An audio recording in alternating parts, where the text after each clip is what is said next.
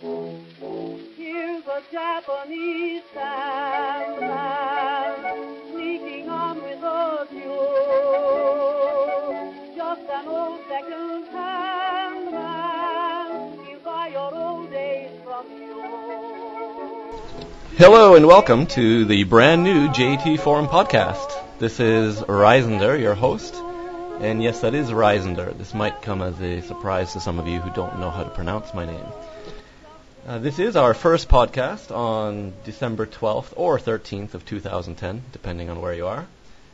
And our very first guest today is another member with a quite difficult name to say, but I'm going to go with blvtzpk.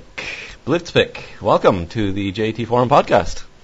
Thank you, and thank you for having me as your first guest. Of course, it's our pleasure. Should I refer to you as Mr. B? That will be probably the most easiest way to go, maybe the most convenient. The most easiest, that's great. Yeah. You're an English teacher, is that right? That's my background, yeah. I've been in teaching since, I graduated as a teacher, but I've done other things, but most of my career has been in English teaching. So let's start off with probably the most banal question, and the one that's asked of every foreigner in Japan. Why Japan? Why did you come to Japan? I'll use the explanation I give to most people who ask that, Japanese and non-Japanese alike, and that's, when I grew up in Australia, we had a huge Japanese influence in the popular media, so TV shows in particular.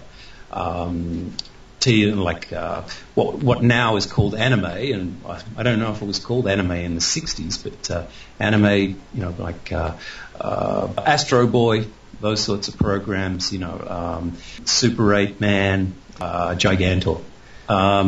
These were all sort of, heavily broadcast on TVs in Australia because I guess they were cheap.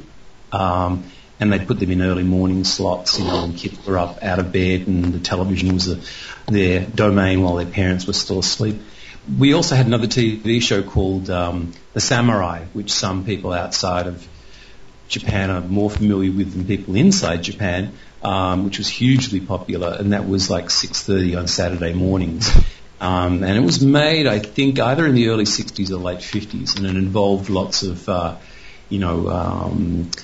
Tokugawa era sort of running around and samurai work and ninjas and all that sort of stuff, and it was hugely popular in Australia to the point that the TV star actually came out and did live shows in Australia in the 60s. And given that, it was only, 15 years or so between the end of World War II and that period that it was taken up with so much interest.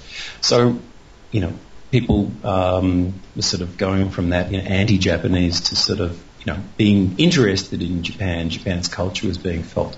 So I guess, I'm sort of a product of that whole, post-war boom of Japanese economy and culture getting into other countries. And so I'd had a goal to come here. And when was it that you came here? The first time I actually came was 92. I say here like I'm still living in Japan, but yeah. Okay. 92 was my first trip to Japan, and I was living in Korea at the time. And the reason I actually went to Korea was that it would be a good stepping stone to get to work in Japan. But as it was, I just made a quick visit here, a couple of weeks, enjoyed my time, and thought, I can come back at a time in the future. And then a variety of reasons, but it had been a goal. Even in the 80s, it had been my goal to come to Japan while doing the sort of typical Australian backpacker trip. And it would have been actually probably better for me if I'd come here in the 80s. But during the bubble. Things wouldn't have happened in my life. But I came here permanently. I've been here since 1998, ongoing, and I'm in my third job now. I think this is probably the most satisfying of the three that I've done so far. Excellent. So, basically teaching culture, women, I guess.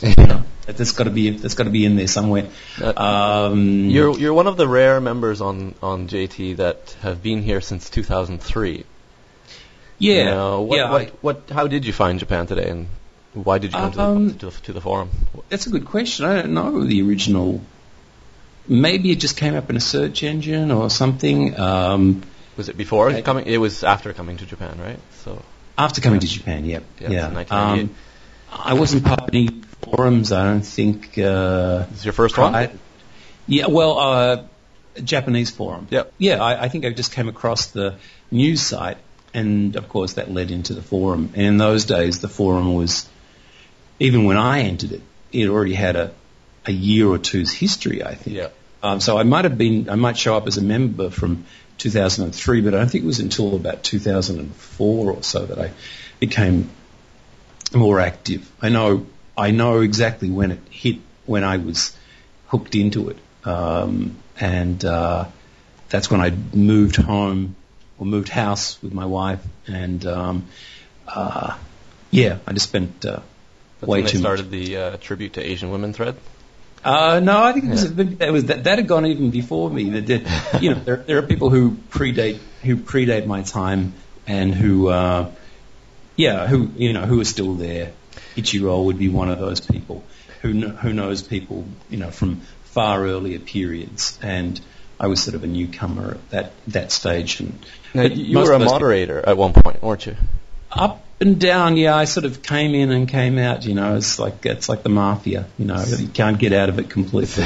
So how did you find that? How was that? How did I find it? Yeah. I was working under a particular regime, a couple of different regimes, and I use the regime in a very broad sense. Yes. I didn't mind it.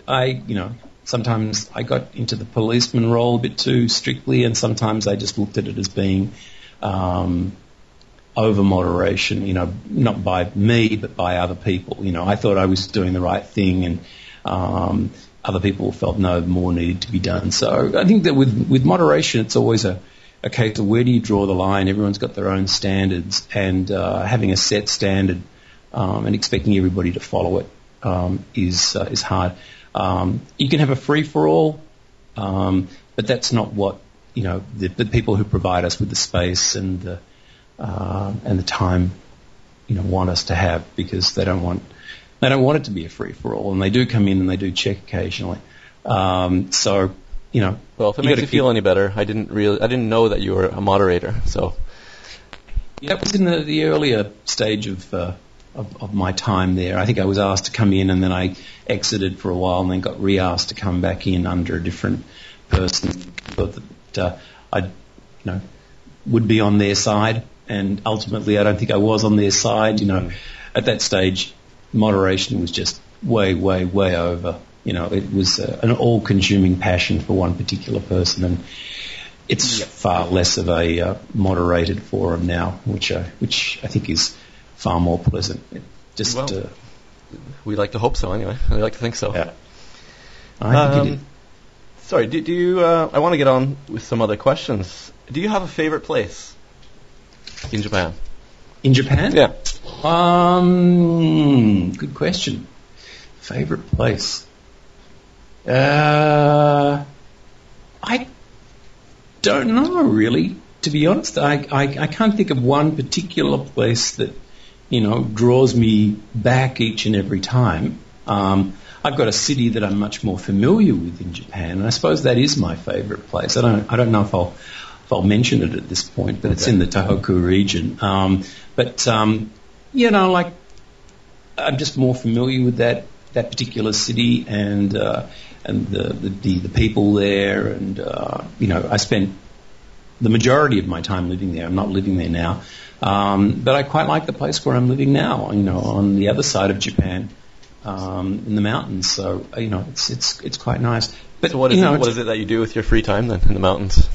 In the mountains, I look at them. That's basically that's as far as it goes. I'm not, I should be far more physically active and climbing up into them or skiing, because I'm right smack dab in the middle of a very big ski area. now. No, I just, admire them. It's beautiful to step out of my apartment and, get onto the balcony and just see this great, snow. Yeah, I'm in the Winter Olympics city, host city, and I don't ski.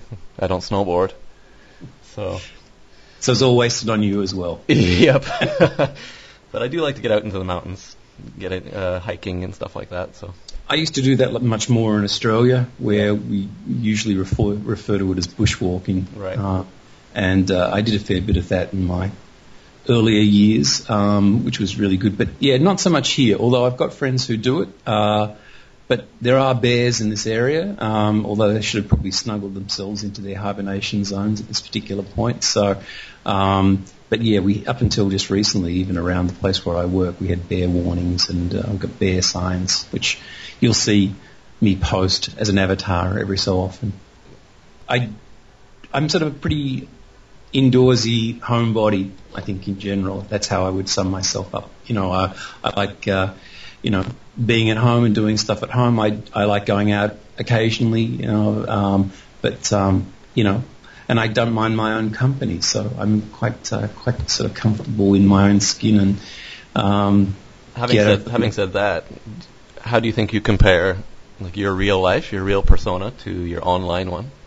Well, I suppose I spend a bit of time in the post joking around. I don't take things too seriously. I think maybe earlier on in the piece I was taking things maybe a bit too seriously, and I would get involved in arguments. And now I tend to look at arguments as being a distraction as much as anything, because we're such a small community now than we used to be.